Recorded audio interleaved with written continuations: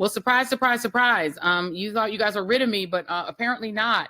We are here on overtime on the Joy Reid Show because we got some breaking news. This is a bit of a surprise. This broke after we already completed the show, finished the show. We were done. I was beginning to enjoy my burger and fries and trying to live the Friday night life. But surprise, surprise, Marjorie Taylor Greene has announced that she is quitting Congress. She is leaving the scene. She posted on her ex Twitter account, and I'm just going to read you what she wrote. She wrote this: from the desk of Congresswoman Marjorie Taylor Greene. I have always represented the common American man and woman as a member of the House of Representatives, which is why I have always been despised in Washington, D.C. and never fit in. Americans are used to the political industrial complex of both political parties, election cycle after election cycle, in order to elect whichever side can convince Americans to hate the other side more. And the results are always the same. No matter which way the political pendulum swings, Republican or Democrat, nothing ever gets better for the common American man or woman. The debt gets higher. Corporate and global interests remain Washington's sweethearts. American jobs continue to be replaced, whether it's by illegal labor or legal labor, by visas or just shipped overseas. Small businesses continue to be swallowed by big corporations. Americans' hard-earned dollars always fund foreign wars, foreign aid, and foreign interests.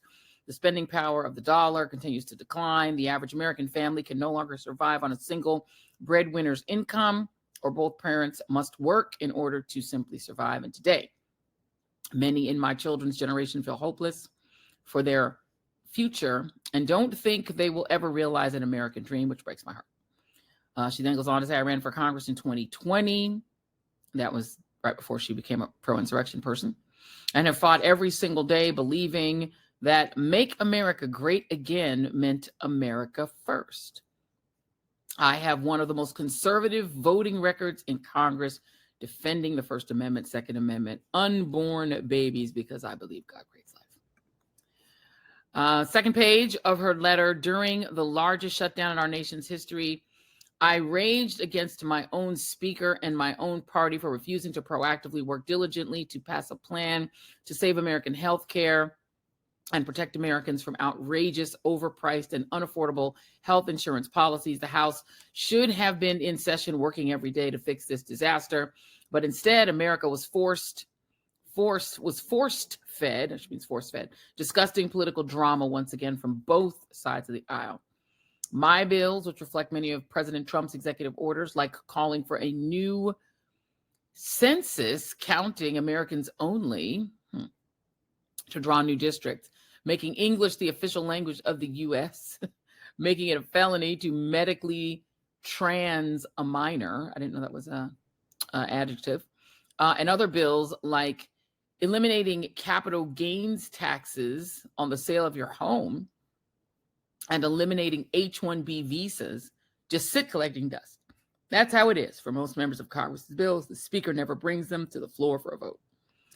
Many common Americans are no longer easily convinced by paid political propaganda, spokespersons and consultants on TV, and paid shills on social media, obediently serving with cult-like conviction to force others to swallow the political party talking points, because they know how much credit card debt they have. They know how much of their own bills have gone up over the past 5 years. They actually do their own grocery shopping and know food costs too much. The cost has increasingly gone up. She goes on about costs. They've been laid off after being forced to train their visa holding replacement. The college degree they were told to earn only left them in debt with no big six-figure salary. They see more homeless people than ever in their own community streets. They can't afford health insurance or practically any insurance, and they just aren't stupid. These are the people I represent and love, because this is what all of my family and friends are, common Americans. I have been blessed to represent the 14th District of Georgia for 5 years, which is filled with some of the most wonderful, kind-hearted, God-fearing, patriotic, hardworking people you ever meet. Good, regular, common Americans. So that is her letter. in which she's announcing that she is gone. She's leaving. She is gone. She's going to exit the United States House of Representatives. So the question then becomes, why? What is Marjorie Taylor Greene up to? Now, we know she just appeared on The View, which was an unusual place for Marjorie Taylor Greene to be. We know she has a book coming out, and imminently. She's already got a book cover. She's already promoting it on her ex Twitter page. And we know that she's been in this really singular fight with somebody that she absolutely supported, Donald Trump. Remember, she was one of the people who ran in 2020 and then was in that like backdoor meeting in the White House where she came out and said they had a really great meeting about how they were going to keep him in power, even though he had lost the election. And then she supported the January 6th insurrection. She praised Donald Trump for pardoning all 15 to 1,600 insurrectionists, including the violent ones, including some who were sex offenders, including one guy who wore a pro-Holocaust shirt. She praised all of that. She was all for the mass deportation policy. She loved the cruelty toward immigrants. You can see even in her exit letter that she's not fond of the immigrants. She loved all that. She's pro Second Amendment. Most of her ads, she had lots of guns in them. She was actually firing guns in a lot of her ads. So she's for that. But where they broke faith with one another was over the Epstein files and over Israel. And those are the two places in which Marjorie Taylor Greene and Donald Trump are not on the same page. Israel and the Epstein files. And Donald Trump had already announced he was not going to support her reelection, that he was going to oppose her reelection, which means he probably would have put a lot of money against her. I'm assuming that like all of the four who went against Donald Trump's really desperate wishes to not support this discharge petition to get the Epstein files on the floor, to force a vote to release the Epstein files, all of them were threatened with primaries. All of them were threatened with unlimited money coming at them in order to ensure that they wouldn't vote for it. And they all voted for it anyway. Lauren Boebert is in a redistricted district. Nancy Mace apparently wants to run for statewide office in her state. So they're all kind of shifting in an interesting place.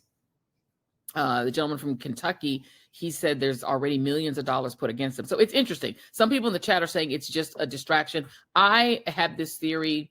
Wajahat Ali, who's traveling tonight, so I can't have him on tonight. He and I both have this theory that she's going for the Game of Thrones. This lady is going for she's swinging for the king. I think she has bigger plans than to be in Congress. And she probably figures, why sit in Congress and fight Trump and probably lose in a primary the way Liz Cheney was primaried out with the money that Trump and Elon Musk and all of the billionaires could put against her. Because remember, if you're for releasing the Epstein files, you're fighting the billionaires, because the billionaires are the ones being protected by the Epstein files.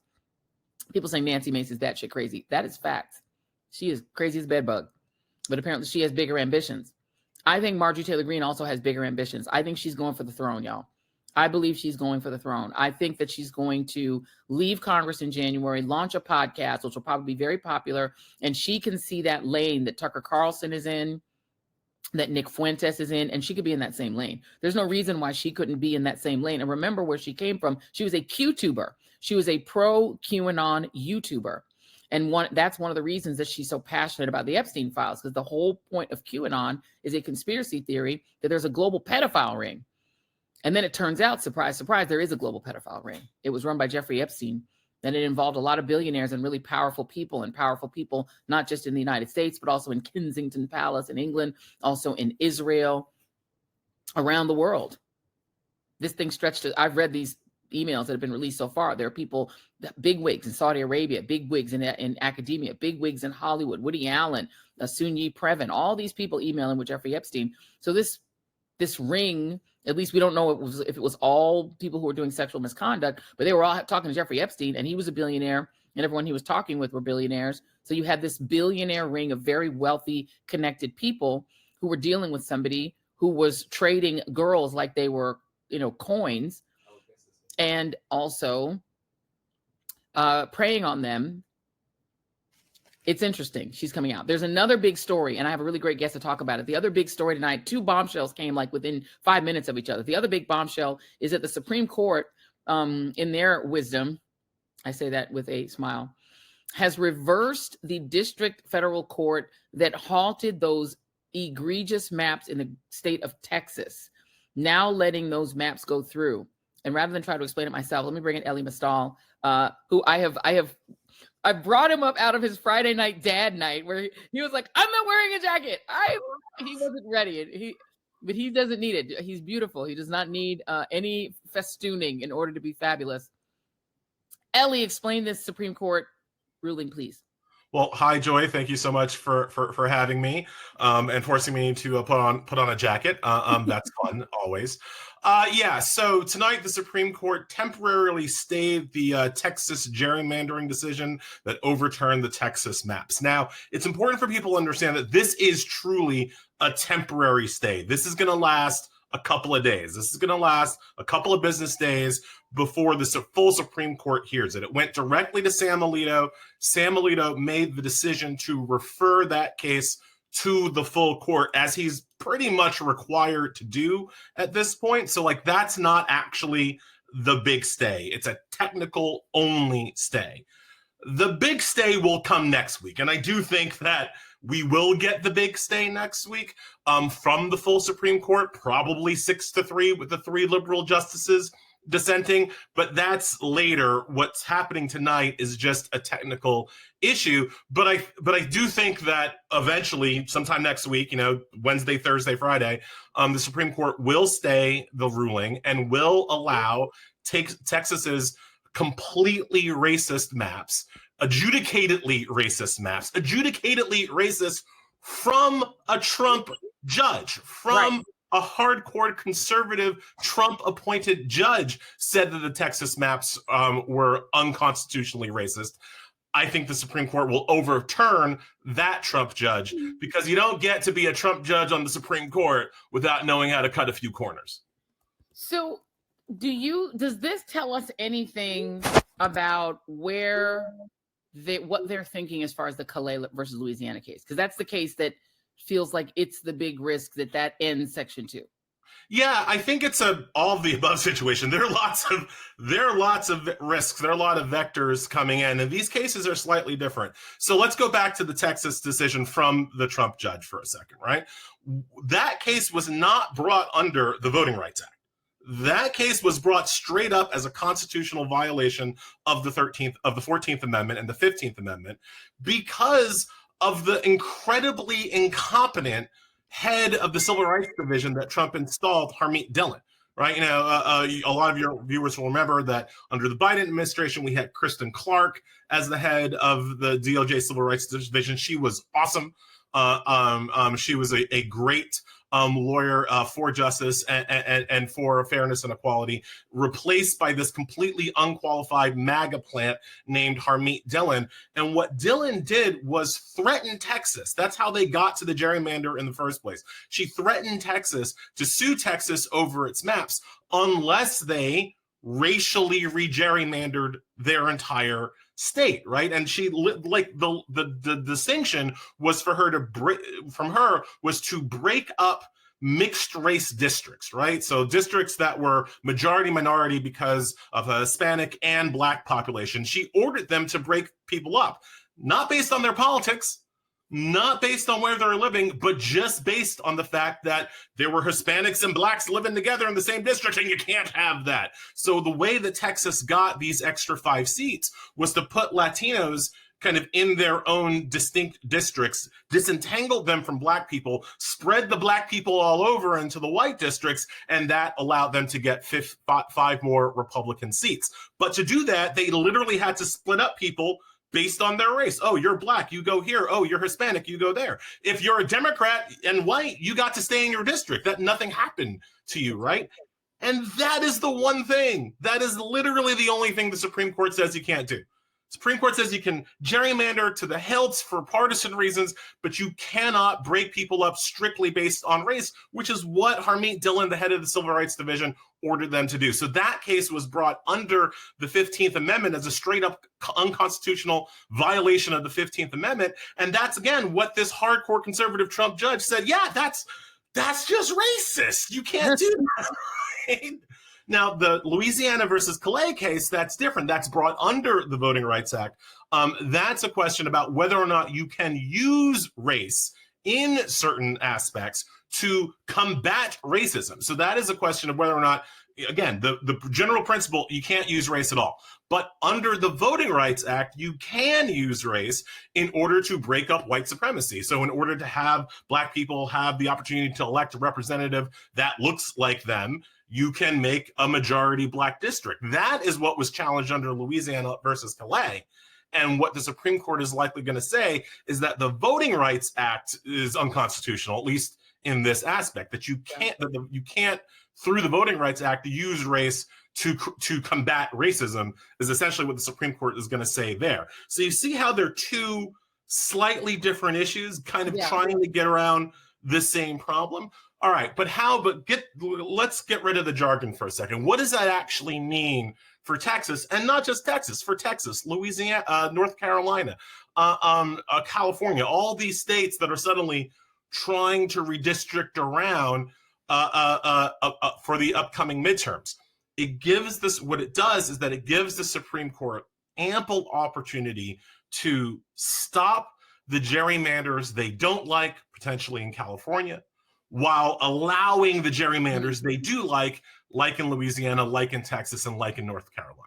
So basically meaning that the Supreme Court wants to be the arbiter of who gets to use race and how, and that they'll let basically white Republicans use it because they know that'll give Republican outcomes, but say that anyone who wants to use it to give Black and brown people more representation, that's unconstitutional. That is exactly where I think we are headed. What's going to happen is that the Supreme Court is going to say, if you are using race just to do politics, just to take away Democratic votes, that is okay. But if you are using race to actually give representation to underrepresented people, that's not okay. And it's a thing that like a lot of white people don't fully understand. Even the good white people, liberal white people, haven't fully come to grips with. What these gerrymanders are doing is giving white folks over-representation, more representation than they deserve, right? Congress is 78% white. 78% of the 80% of the districts are majority white, but white people are only 60% of the country. That's a majority. There's not a few of them. There are a lot of them, but they're not. This country is not 80% white. This country is not 85% white. This country is not 95% white like it looks like it is in the Senate, right? Like this is a much more diverse country than our government would represent, right? And so when white folks are arguing for these gerrymanders and against giving Black people, majority minority districts, what they're really arguing for is their continued over-representation in government.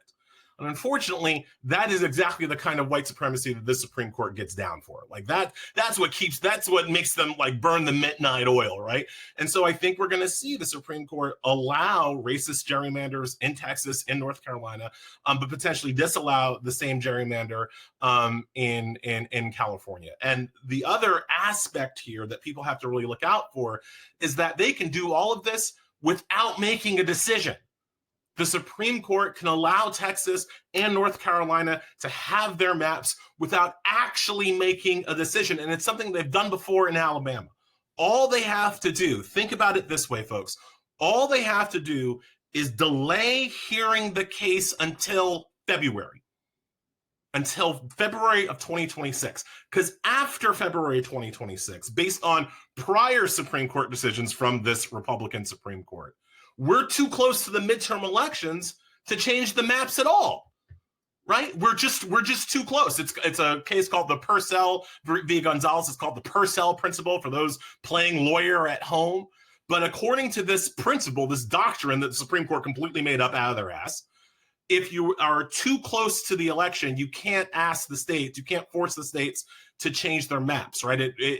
It fumbles with the normal process of the election. And Brett Kavanaugh, a couple of years ago, set that date not in like September before the November election, not in October before the November election. He set that date all the way back in February before a November election.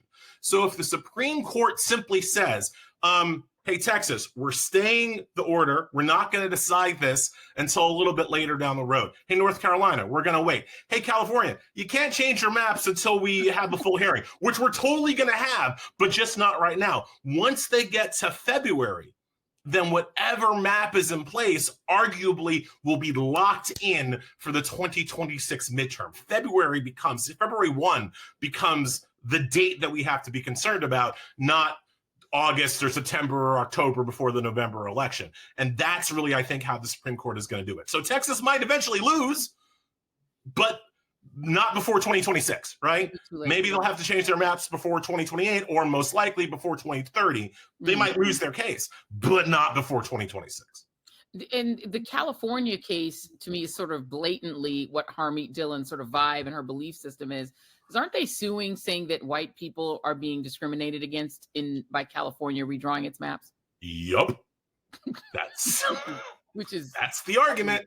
Right? Just straight. I mean, remember, in the Louisiana versus Clay case, the voting rights case that we're talking about, that's also from white people suing, saying that they were being unfairly racially targeted by the Louisiana maps. And again, that's why I make the point. What these white folks are arguing for is to be overrepresented.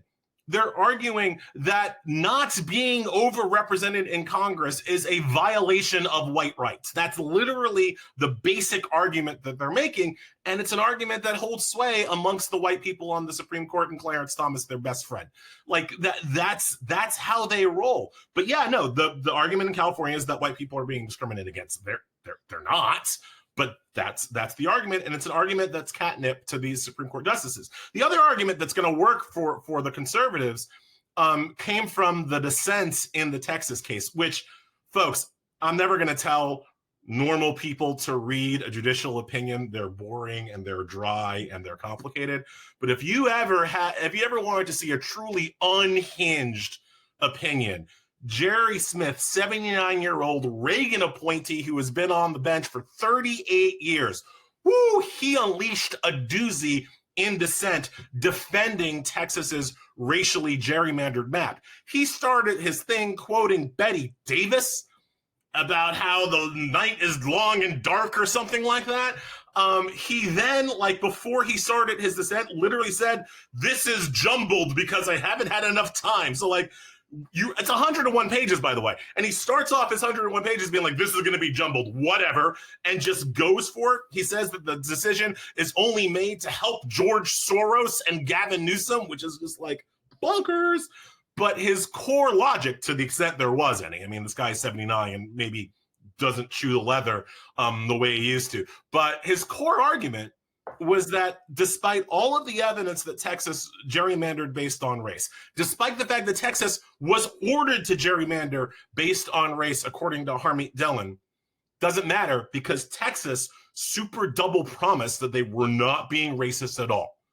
The Texas lawyers promised the court that no, sir, I don't see no racism nowhere, sir. That was their argument, and this judge says, well, and we just have to believe them.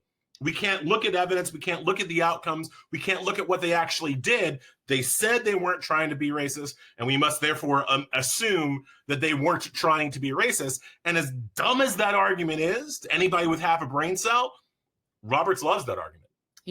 Chief Justice John Roberts basically acts as if the only way that we can stop racism is if the racists self-report, right? You have to literally go into John Roberts' courts and say, sir, Mr. Roberts, I'm trying to be racist today, before John Roberts is like, well, you can't do that. But if you go into his court and be like, I don't know nothing about birthing no babies, then he's like, well, I can't see no, hear no, feel no racism today. Go on your way, good sir.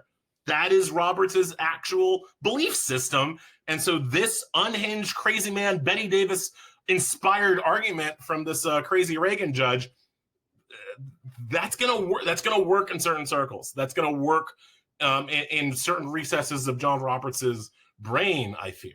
Yeah, and by the way, if those of you who don't believe what Elie is saying, as entertaining as Elie is, he's absolutely right. If you go back and you look at John Roberts' history, going all the way back to when he was a young lawyer in the Justice Department in the Reagan administration, his core beliefs have always been that the Voting Rights Act in particular, I don't know what he thinks about the Civil Rights Act, but he definitely believes that the Voting Rights Act is unfair because it casts aspersions on what white people who are gerrymandering maps are doing. And that anything in his view that casts a racial aspersion, particularly on the South, he's very sensitive to the idea that people were saying in the 1980s, which again, in 1980, it was 12 years after the assassination of Dr. King. So it's not like the 1980s was like 100 years after King was assassinated. It was 12 years after assassination of King. He believed that it was an aspersion to be cast to claim that 12 years after the assassination of Dr. King, anybody in the South was racist, and that anybody in the South who was gerrymandering maps had racist intention or trying to prevent Black people from voting. He finds that deeply personally offensive. Therefore, he believes that the Voting Rights Act is unconstitutional because it is just one big aspersion being cast on Southern white Americans. And so that is what he believes. And this is where we are. And he's now the Chief Justice of the Supreme Court. He also believes in Republican outcomes. Like, he really believes that, like, Republicans should get their way. Like, whatever Republicans, that's my Nala barking. Sorry, y'all. Nala has weighed in. He also is a Republican first. And he believes that whatever Republicans and very, very wealthy people want, it has to happen. And he's going to do whatever he can to make it happen. You know, Joy, I've argued that John Roberts is either the most effective Republican operative of this generation or the second most. It depends on where you rate him and Mitch McConnell. But it's 1 and 1A in terms of being the most effective at doing evil. Not the most evil, but the most effective at doing the evil. It's either Roberts or McConnell. Oh, 100%. He's Sam Alito with better manners. You know, I mean, they want the same things, but Roberts just has sort of exceptional manners. And so he comes across as a sort of mannerly, sort of kinder, gentler version. And the press wants to like him. Like the press has always given Roberts a very easy ride. He hasn't been subjected to anything. I mean, just the past 2 years of Ketanji Brown Jackson compared to the 20 years of Roberts. I mean, that there are a lot of differences there in how the press treats both of them. But even, you know, Sam Alito got us. Antonin Scalia got a rougher ride in the press than John Roberts has. Roberts has always sailed kind of on this wave of press. Press good feeling. I mean, I don't know. Maybe I think the press kind of liked Scalia. I feel like the press liked Scalia. They liked him because he was bombastic and entertaining. He was funny. They like Trump. He was funny, but the press would still call him out on his like bigoted, crazy stuff from time to time. Like they understood he was a funny man. They understood that he had an edge to him that would be reported on. Roberts, I mean, I was just joking, like, maybe he knows Olivia Nuzzi or something like that because he just seems to be able to sail through. I mean, with doesn't a real everybody easy. know Olivia Nuzzi? I mean, don't they all? I mean, wow. Only if you're running for president, apparently. Apparently. Before I let you go, I know you have dad things to do. I don't want to keep you too long. Elie, do you have thoughts on Marjorie Taylor Greene? Because speaking of redistricting, you know, she's in a super duper uber boober red district. It's going to be another Republican that'll swap in for her. But it is interesting the timing of her decision not to run, because gerrymandering is what ensures that she could stay in Congress until she was old and gray if she wanted to, because no one's ever going to, unless, they're never going to redistrict that thing away from her. But obviously the threat Trump can present to her is a primary of somebody even further to the right, like double, triple QAnon against her. And obviously that threat must have had some resonance because she's out of there. She's out of here. It's cowardly. Leaving is cowardly. She found a voice. She used her usual bigoted, ridiculous voice and actually found something worth fighting for. Victims of the most famous at this point pedophilia ring in American history. She found somebody worth fighting for. And when the fight got hard, she ran.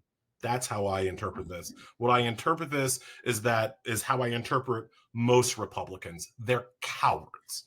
And when you punch a bully in the face, they fold. And Marjorie Taylor Greene got punched in the face by her ex-man, Donald Trump, and she folded like a cheap chair. That is my, 2 minute in, or 2 hour in reaction to her retirement, because she could have stayed. She could have fought that primary because Trump was saying he was going to primary her. He could have fought, what was he going to do? Run Herschel Walker in her district? Probably. She could have fought Herschel Walker, tried to win that primary, and stayed doing her bigoted stuff still, but stayed fighting for those victims and fighting for their transparency and accountability. And instead, she ran away. And as many people online have noted, she her retirement date is set for January 5, 2026, right? Which is 2 days, one business day after her congressional pension vests. What a hero. Right? It's literally, you need to serve to get your pension at 62 from Congress, your lifetime pension. You need to serve 5 years. She's 5 years in on one business day before her retirement takes effect. What a hero. Well, how that's fat, because I'm thinking, oh, it's look at that. And then the day before January 6th, which is, sort of her birthday, right? She sort of came into the, kind of consciousness of the American people, either on after the January 6th when she emerged from that White House meeting, or previous to that when she badgered AOC. She and her crew from her YouTube channel showed up and banged on AOC's door to harass her, to say she's a woman that is paying her salary and she demanded to speak with her. Or before that, when she followed a teenage victim of a school shooting, I did think when I read the news, Joy, I did think of AOC for a second, because look who still has a job. And it's probably getting an upgrade. She's probably Omar, look who still has a job. Look who outlasted. And it's just, I took some solace in the fact that sometimes the best resistance is just outlasting these fools. It's just you keep pushing the rock and pushing the rock, and you're still here when they're long gone. And so I did think of AOC when I read the news, because she's still here, and AOC is still on the upswing, as MTG will start to fade. Unless, as you say, I don't know if she's going to fade. I think she's running for something. There have been people who are saying she's running for governor, running for senator. I think she's going for the big job. I think she's going to start a podcast. Enjoy. And now that you've said she's got her pension, so she's got a financial floor under her. She already owns a multi-million-dollar business. She got a PPP loan. People forget she got one of those no-look PPP loans during COVID in order to boost her CrossFit business or gym. Got fully funded, so she got that money, which she never has to pay back. Being in Congress has been good for her. She's upped her notoriety. She got on The View. She has a book coming out. I think financially, she said, once she starts her podcast and starts competing with Nick Fuentes to see who can be more authentically, truly America first, since they're both competing to restore what really America first is. She says it in her letter: get rid of all the immigrants, give the Americans back their jobs, no more H-1Bs, no more immigrant people in your way. It wasn't until I was in the green room listening to you, Joy, that I remembered that this could be also viewed as the pre-positioning for the post-Trump Republican Party. Yes. Right? Like, there is going to be a post-Trump Republican Party. I know. I've been working out, Joy. I've been losing weight. I'm trying to survive until I get to the post-Trump Republican Party, because I want to see that day, right? But there are going to be a lot of people scrambling to recapture his base, right? I don't think JD Vance got the juice. I don't think he got that dog in him to get those people. So at some point, these people people forget Trump is a lame duck president. That's right. Trump is a lame duck president. And historically speaking, lame duck presidents lose their grip on their party really, really hard. And Trump has this immense popular cult following, but it ain't going to be there forever. He's not going to be able to run forever. He even said that he's not, I know that Steve Bannon still is, though there's a plan. If he's not going to run again, and I think there's a great chance that he does, but I think there's a equally good chance that he doesn't. If he doesn't run again, you have to start positioning yourself to be the next Trump. And after listening to you with your open about her, I don't necessarily think it's going to be a direct challenge to Trump, but could it be a direct challenge to JD freaking Vance? Of course. Right? And JD Vance, he has Peter Thiel and Elon Musk. He is the tech bros guy, but the tech bros are very unpopular. I mean, Peter Thiel is damn near admitting that he's the Antichrist at this point. I'm not sure that's going to work. And JD Vance has that brown wife. And I'm sorry to break it to Republicans who are the normie Republicans, but the brown Hindu wife is going to be a problem for JD Vance unless he dumps her for Erica Kirk. I don't see how that's going to work out. It is very interesting. We had somebody, I think it was Side Barbie in the chat said she's going to start the America First Party. Somebody's going to. And Nick Fuentes is difficult to sell because he's actually said Hitler was cool. She hasn't said Tucker that. Tucker's a lot easier to sell, right? And you can see it. You can see a Tucker Green ticket. Green Tucker. You can see it. I can see it. And you can look, she's been to white nationalist conferences, but that's not hurt. What's his name from Louisiana, who's number 2 in the House? The guy who's called himself David Duke without the baggage. Scalise, right. So I didn't hurt him. He's been to white nationalist conferences. It doesn't hurt you being adjacent, you know. You never know. Clay Higgins, is that the guy who voted in favor of he's the only one who voted against the releasing the Epstein files? You know, he's spoken at conferences that are quite odd. There are lots of them. Gosar's own family is horrified by some of the people he associates with. Republicans don't punish you for being around ardent racists. They don't care about that. And she can get away with it. She's a QAnoner. And again, so are a lot of the base. So, and releasing the Epstein files was popular with that base. Yes, it was. Because they're QAnoners and they believe they have to expose the pedophile ring. Before I let you go, Elie, I just want you to just disabuse us of this notion, because there are a lot of people who are saying if Trump tries to stay, the way he'll do it constitutionally and try to get away with it, and what Steve Bannon may be thinking about is getting Vance to run as president and Trump to run as vice president, and then Vance resigns and he's president again. Is that constitutional? No, it's not. And it's not constitutional under the 12th Amendment, not the 22nd Amendment. The 22nd Amendment says you can only have 2 terms.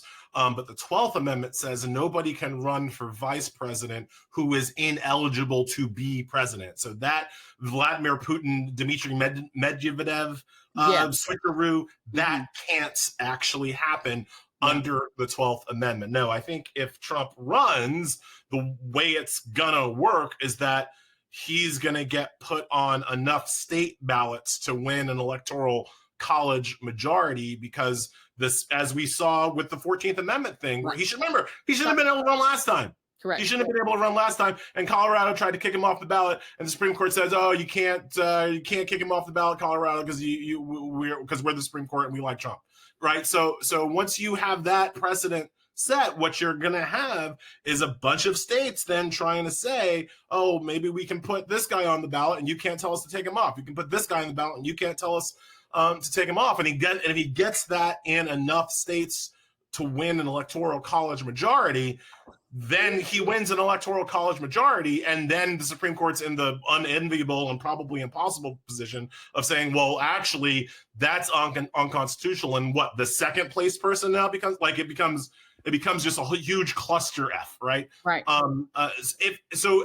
If Steve Bannon has the plan, I believe that's around where the plan is. Now, I don't know that there are enough states that represent an electoral college majority that would put Trump on the ballot for a 3rd term. I think that's where that plan, because remember, you don't just have to get the red states then. You also have to get at least, a Michigan, a Pennsylvania, something like that. Yeah. And I don't see it. But, the other thing that I always say about this, I can tell you, chapter and verse why it's unconstitutional and illegal for Trump to run again, and all of the legal checks that should stop him from running. But my family is from Haiti, and I know something about how authoritarians roll, right? Mm-hmm. You can have all of these paper laws. That's if right. The man with the guns says that he's in charge and there aren't enough men with guns to oppose him, then guess what? He's in charge. Yeah. And so as much as I say legally it can't happen, constitutionally it can't happen, I never say it can't happen. Right. It can't happen legally. It can't happen constitutionally. But lots of things happen that are illegal and unconstitutional, and they happen anyway. And that's happened at the end of every republic that has ever existed before ours, right? Like every single one has eventually fallen to a strongman. Eventually, Caesar does cross the Rubicon, and you get the end of the Rome. Like that always happens eventually. Does Trump have the juice to pull it off here? I don't know, but I can't rule it out. I can't say he can't. I can say it's illegal if he tries. Right. And the bottom line is Russia was supposed to have term limits Putin is still there. Nayib Bukele is still the president of El Salvador, even though they were supposed to have a 2-term limit. And Xi Jinping busted through their term limits, and they just forced their Duma to change the Constitution. And if you don't think Republicans, as much as they hate Trump privately, would just get on their knees and change whatever they had to change and do whatever they had to do if that's what he wants. Because remember, he's a means to an end. He's a means to an end. Unlimited tax breaks, unlimited deregulation, and I'm sure they're also making unlimited Bitcoin money and profiting off of him. He's a useful idiot for them, and he's also a useful idiot for a lot of very powerful foreign leaders. Israel, Russia, they all love him. They love him. And if he can get his hands on that Venezuelan oil, baby, there's going to be unlimited money to be made in Venezuelan oil. And the Supreme Court loves money. They love people with money. Elie Mystal, thank you so much for, I literally texted Elie while he was trying to live his life. I'm like, don't live your life. Get on this live with me. Let's get on a live together. Thank you, Elie. I'm going to release you to go and hang out with your fam. I appreciate you, man. Nice seeing you again, Joe. I'll talk to you later. Thank you very much. Thank y'all for tuning in. Be sure to like and subscribe. Share this channel. Make sure that everybody subscribes to the YouTube channel. 70% of people are lurking, watching these shows and not subscribing. Why would you do that? So make sure that you like, subscribe, and throw some comments in. Thank you all for joining the Joy Reid Show. See you on the next one, and goodbye for now.